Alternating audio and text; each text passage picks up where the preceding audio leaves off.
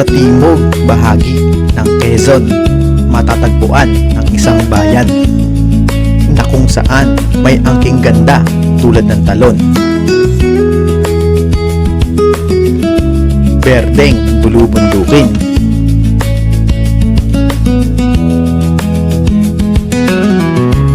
at kristal na karagatan.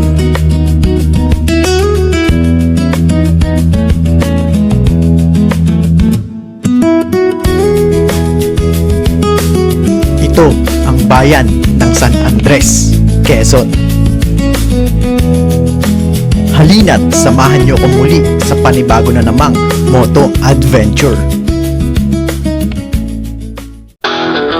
At dito nating uumpisahan ang paglalakbay kasama ang Team Kilometro. Ating mumotorin mula Marikina hanggang probinsya ng Quezon.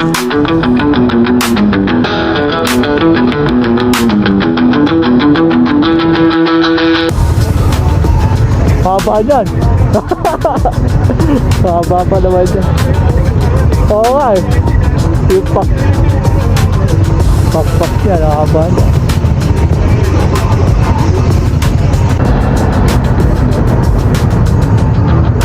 Lapad oh.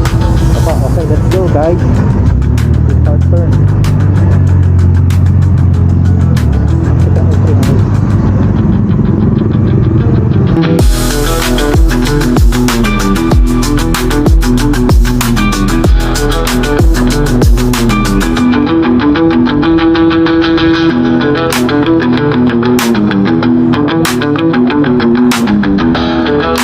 At dito nga'y nagpasya na kaming magpahinga at mag-refuel.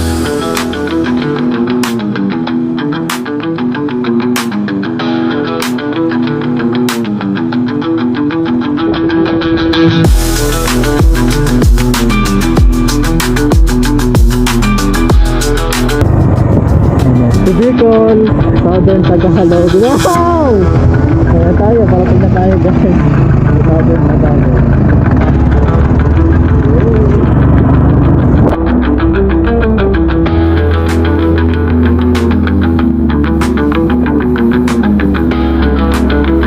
At inabutan na nga kami ng pagsikat ng araw.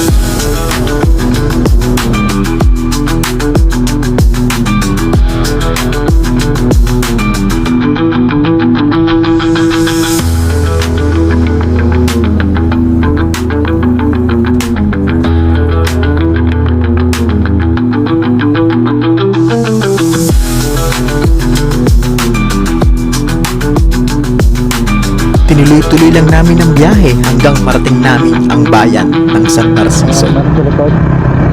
Hi, San Andres, let's go.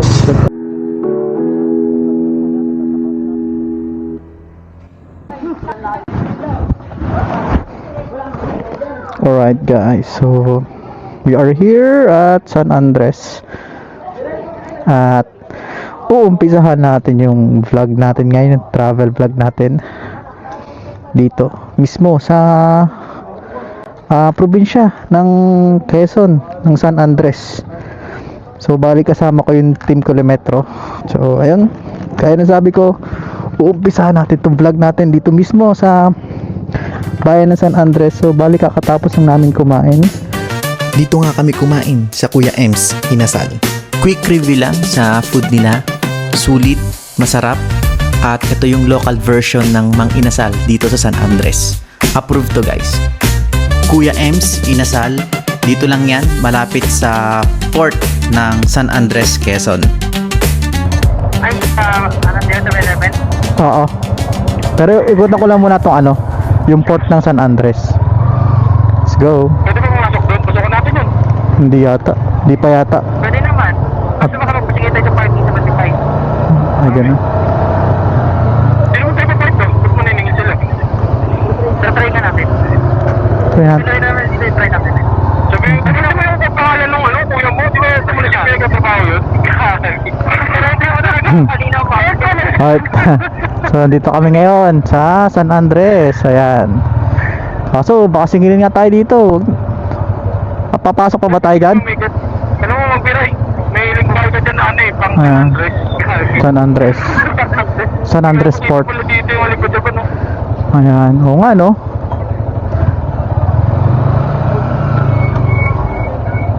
Sige, pwede naman ito pumasok. So ayun, dito na tayo dito. Sa ano ngayon? Sa port ng San Andres. Ayun, pupunta nating island. Alibi, Javan Island. Ayan. So dyan tayo by tomorrow. And hopefully, maganda yung panahon natin. So ayan, may Coast Guard dito oh. So ano kaya? Tanong kaya natin kung magkano yung baril. Ay. Hindi pala. So ayan yung Coast Guard natin. And hopefully nga sana by tomorrow maganda yung panahon natin. Kasi ang ganda ng dagat dito. Malinaw. It reminds me of Boracay. Wow. Hindi, sarap mag-dive dito. Ang linaw oh. Tapos yan din po yung language nila, yung puro brown sand. Ito yung puro brown sand. Oh, pupuntahan din natin yon. Yung Delhi lang yun, malapit lang yun. Ayun, oo, puntahan natin. Pag-level kasi kita muna ng brown sand para ito, para di kuhangin. Oo. Sige, picture lang ito, benda. Ha? Dito, bilis. Ang ganda. Ganda dito hapon. Oo, hapon. Tara, balik na tayo. Kailangan nating ano. Magpapamalik ka mamaya. Oo, ganda dito oh. Magkakada kayo mamaya. Oo, pag ano tayo, drone shot tayo mamaya dito. Marami tayo. So yun guys, ito na yung port ng San Andres. So babalikan namin to. It's either by later afternoon or tomorrow. Yan. So ito yung port ng San Andres. Yung nakita ko na lupa sa banda. 7-Eleven. Yung park. Bili tayo sa malilim daw. Bili ka na dyan, ang essentials. Anak ko pabili.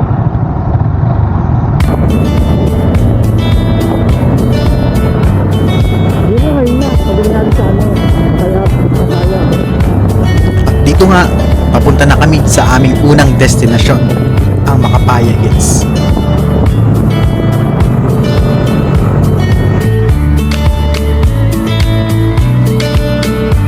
Nakakawala ng antok at pagod ang mga tanawin na aming nakikita sa aming pagmumotor.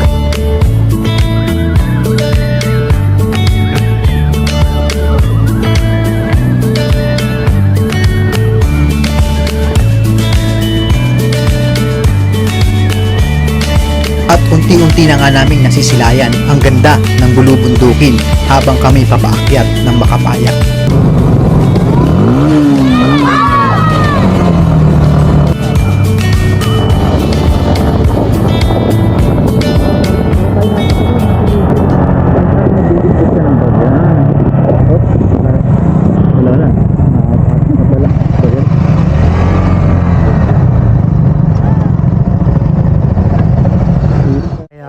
Macapaya Hills.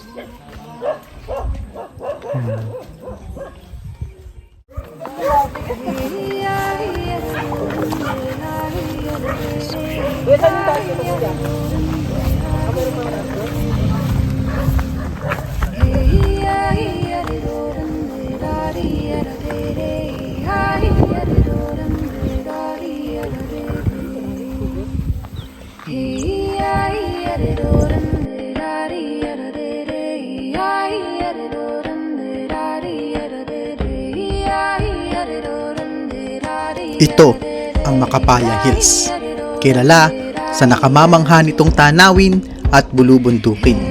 Dinarayo ito ng mga turista maging mga lokal dahil sa berdeng kapaligiran na siya namang perpekto upang mag-relax, mag-picture at damahin ang ganda ng Macapaya Hills.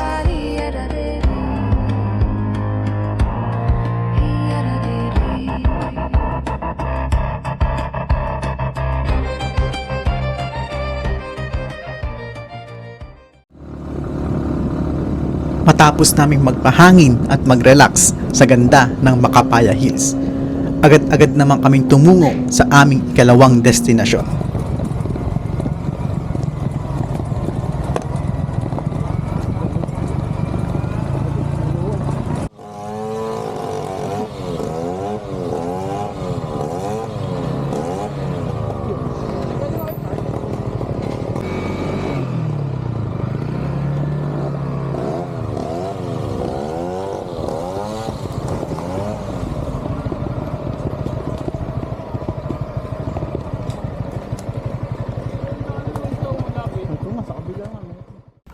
na puti eh. Maganda yung tent, totoong talaga ko, no? Tapos yung ising nga ang gano'n. Maglakad ka pa, pikit. Ang bigat natin, ang bigat tayo sabay-sabay dito. Mga big boys. Ano, lakad na limango ah. Grab.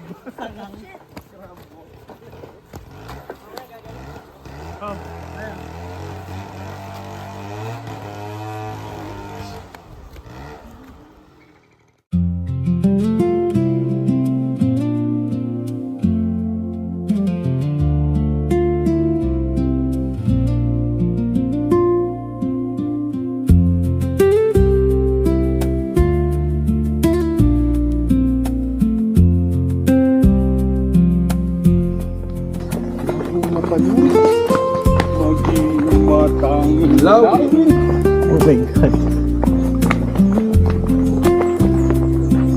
Guys, ang talaga nakatapilok sa akin.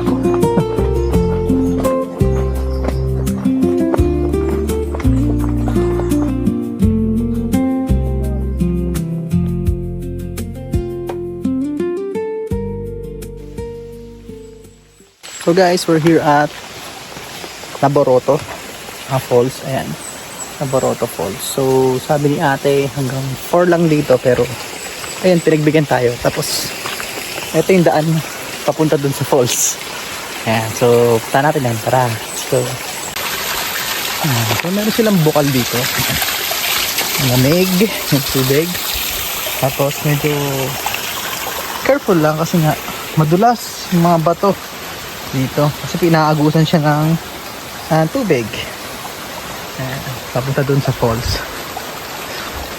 So yun, doon na yung mga kasama natin. Nauna na sila. So check namin kung okay, kung malinaw yung falls, kung maganda ba yung falls, diba? Kasi so far ngayon, just to be honest, Hulugan Falls pa rin yung talagang majestic na napuntahan ko. Yun, talagang napa-wow ako doon sobra sa Hulugan Falls. So mati-check nyo naman yun sa TikTok ko yun, yung Hulugan Falls na yun. You can check it to my TikTok account. Ayan. So dito tayo sa falls, nature in the greatest place to heal and recharge. Ayan sabi dito. Ayan. At wow, ayun sila oh.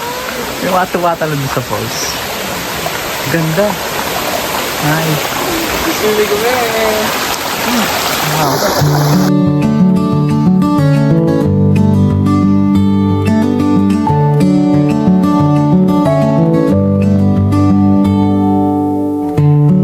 Ayon sa mga lokal, ang Naboroto Falls ay tahanan ng isang magandang diwata na siyang pumuprotekta sa ganda at linis ng talon. Pinaniniwalaan din na ang diwata ay nagpapakita sa sino mang may respeto at pangangalaga sa lugar. Sa hatid nitong ganda, linis at lamig ng tubig ay nakabibighaning lumangoy at magtampisaw sa tubig talon.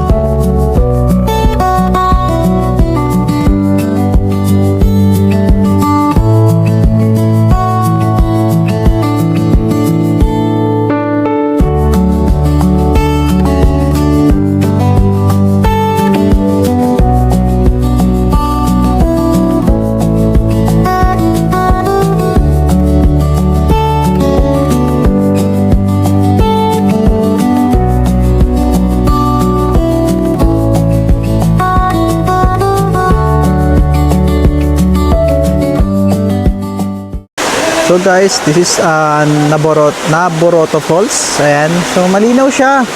Ang ganda ng tubig oh. Oh kahit dito oh, linaw. Dito lang yan sa San Andres, Quezon. Yan, Barangay Tala. Yan, itong Naboroto Falls. So meron siyang konting trekking, siguro mga 10 minutes trekking. Tapos ang entrance niya is 10 piso lang. So puntahan nyo to, worth it siya, maganda. Ganda siya puntahan. Ayan. Nag-enjoy yung mga bata, nakakatuwa.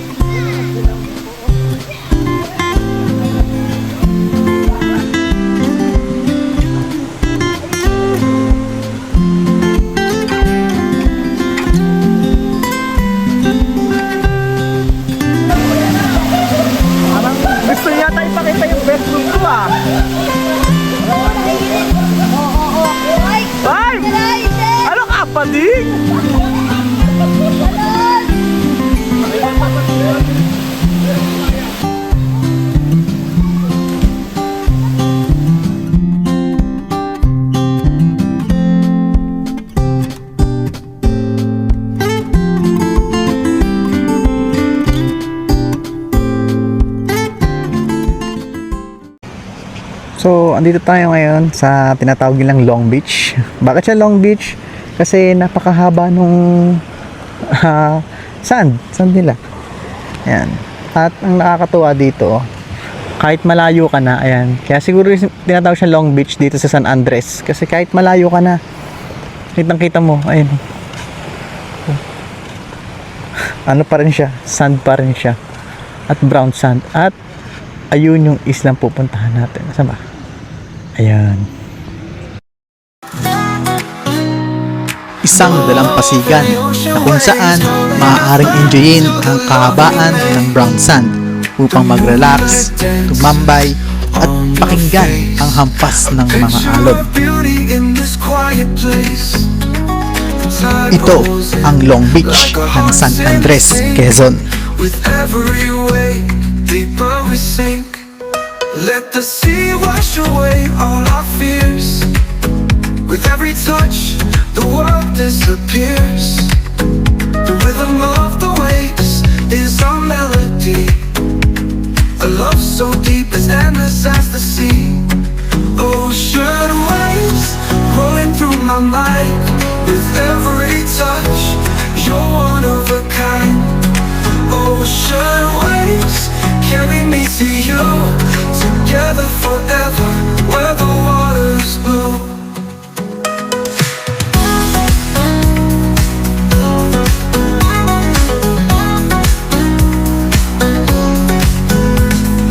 Stars reflect in your loving eyes. Makaka-relax naman talaga siya dito.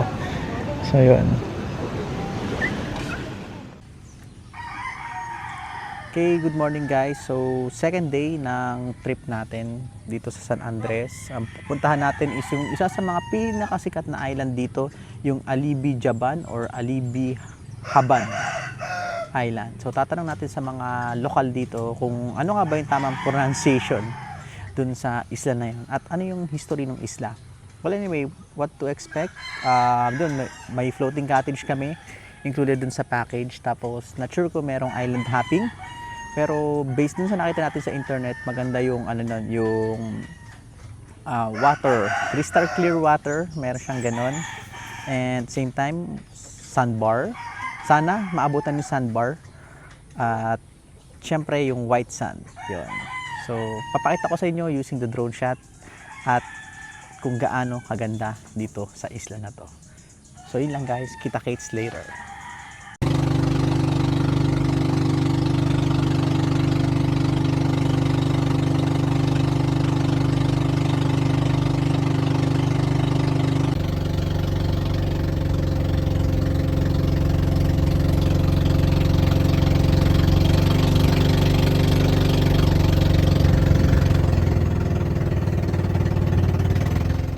Alright guys, so welcome to San Andres, Quezon, Alibi Jaban or Alibi Haban Island. Ayan. Wow. Napakaganda. Napakalinaw ng tubig dito. Ayan. Oh. Diba? Tapos later, nandun may floating cottage doon. Doon kami kumain. And then later pupunta kami doon, maybe sa gitna kasi doon mismo pinaka main ng floating cottage namin. Ayan. Guys, welcome to Alibi Jaban Island. Ayan. Alright. Ano? Wow. Ang linis. Ganda. White sand siya. Then ayun, no? Kalmado lang yung dagat. Saktong-sakto. Kakaalis lang ng bagyong Quiapo. Tapos, eto na yung view. Wow, ganda. So, samahan nyo ako. I-explore ko kayo dito sa pinaka-island nila, sa Alibi Jaban or Alibi Haban Island. Hanggang ngayon, wala pa rin ako nakikita or nakikilala na lokal dito kung saan pwede tayo magtanong kung ano nga ba ang tamang pronunciation ng island na to. Ayan. Pero sa ngayon, eto, pakita ko sa inyo. Ganda. Ayan. Diba? See? So, yun. So, mag-stay tayo dito ng hanggang hapon na. Mga around 4 p.m. or 5 p.m. Then, after that, babiyahe tayo ng madaling araw pabalik ng Manila.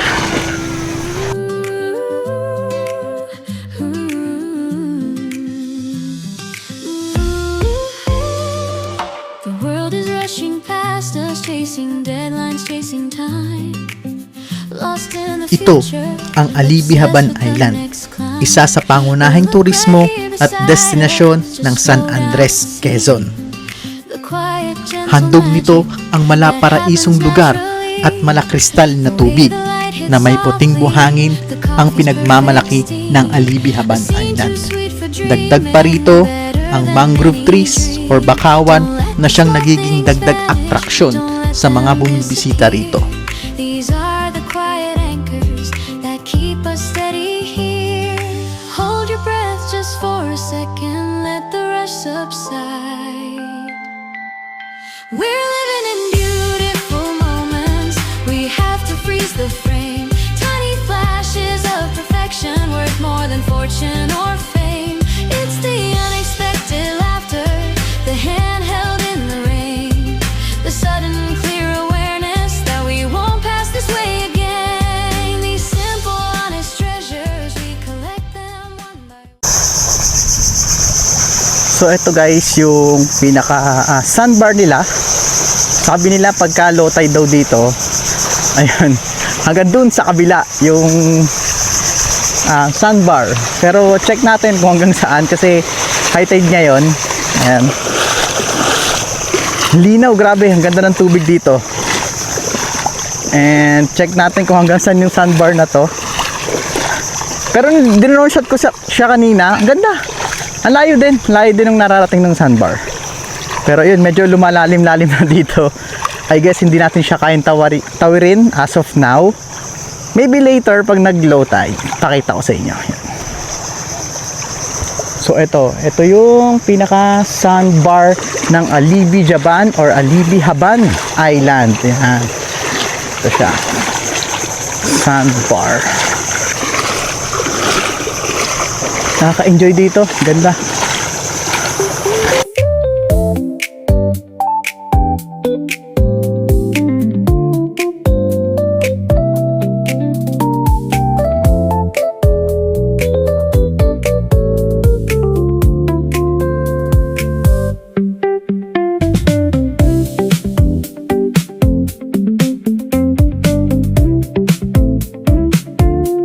Hindi mo na nga kailangan pang pumunta ng Cebu, Camiguin o Kalangaman Island upang makita at masilayan at enjoyin ang sandbar.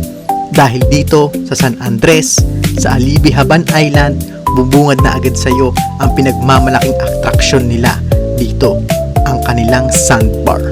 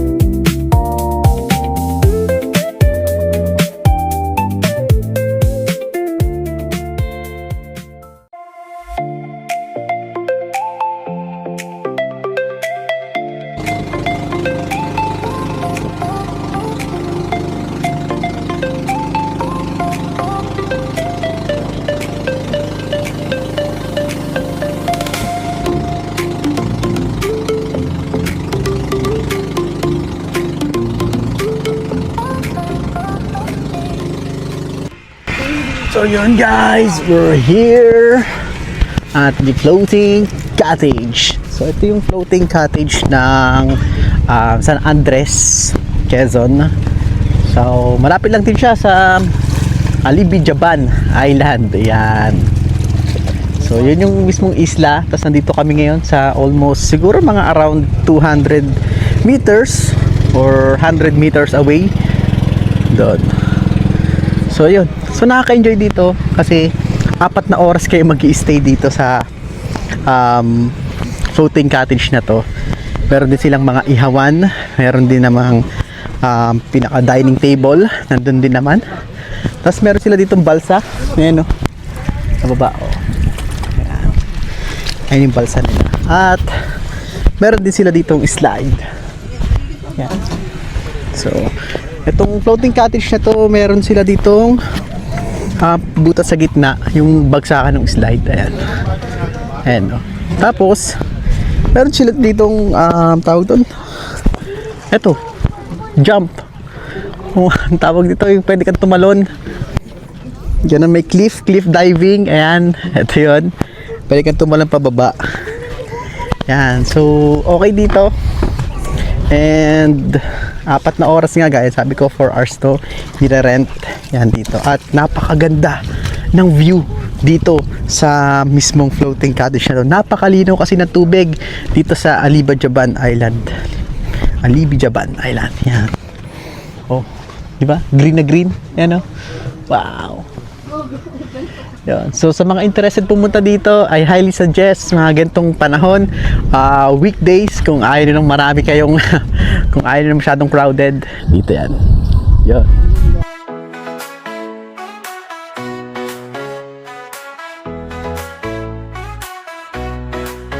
Sun is shining all day, sand between my toes, waves crashing on the bay. Ito ang floating cottage, kung saan ma-enjoy mo talaga ang pag-swimming at pag-i-snorkeling. Dahil sa linaw at malakristal na tubig ng Alibijaban, may kita o matatanaw mo na sa dagat ang mga isda, sea star o starfish at maging mga corals.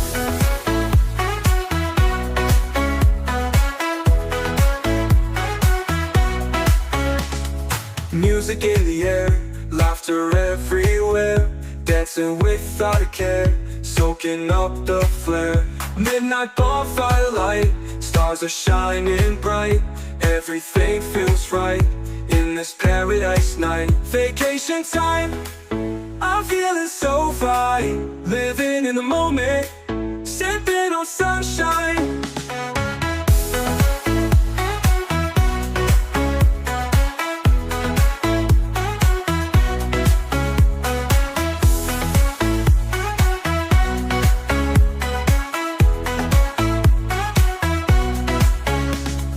Music in the air, laughter everywhere, dancing without a care, soaking up the flare. Midnight bonfire light, stars are shining bright, everything feels right in this paradise night. Vacation time, I'm feeling so fine. Wow. Dito na uli kami sa Alibijaban Island. Yan. So ayun nga. So ate, ano ba talaga ang tawag dito? Alibijaban o Alibijaban? Alibijaban, sir. Alibijaban daw, ayun. So na-confirm na natin na Alibijaban. So sa mga gustong pumunta dito kay Ate Kat, tama? Yes po. Contact number. Karabot Tapian po for Ayun. Facebook account. Yun, for Facebook account daw guys. And also yung phone number ate. 0948-1858-308 po. Ayun guys. So meron silang sarili floating cottage. So lalagay ko na lang sa comment section. Ayun. Sobrang enjoy dito guys. Promise. Thank you Ate Kat. Welcome to Alibijaban, Quezon! Yan. So that's the end of our trip. And back to base na. Let's go. So yun ang Alibijaban, Quezon. So na-confirm na natin, Alibijaban pala talaga siya, hindi siya Alibijaban. Alibijaban, Quezon. Yan. Oh, we're going back. At excited na ako umuwi kasi i-edit ko na to at i-upload sa YouTube channel natin. So follow, subscribe, and like and share for more travel videos. Again, this is Dico Travel Ventures, Dico TV. At ito ang Dagat Kwento ko.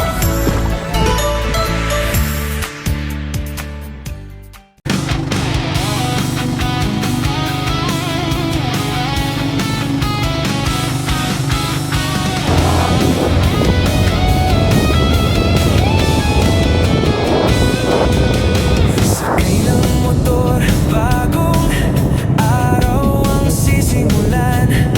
Bawat kalsada'y may kwentong dapat tuklasin.